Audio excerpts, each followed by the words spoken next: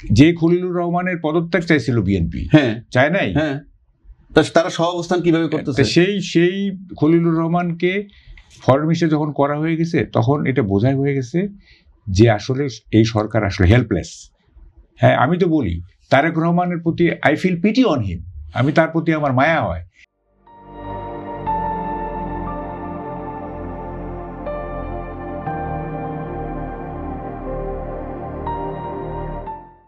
যে সে এমন একটা রাষ্ট্রের দায়িত্ব গ্রহণ করছে যে রাষ্ট্রটাকে ইউনূস সাহেব আমেরিকার কাছে একেবারে বন্ধক দিয়ে দিচ্ছেন।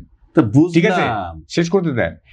এবং এই রাষ্ট্রের দায়িত্বভার গ্রহণ করতে তিনি বাধ্য হয়েছেন, এবং মানে তার হাতে যে লৌহদণ্ড দিছেন ইউনূস সাহেব, রিলে রেসে কি হয়, রিলে রেসে তো আপনার একটা কাঠি দেয়, হ্যাঁ কাঠি দেয়, পাস অন করে, তারপর দৌড়ায়।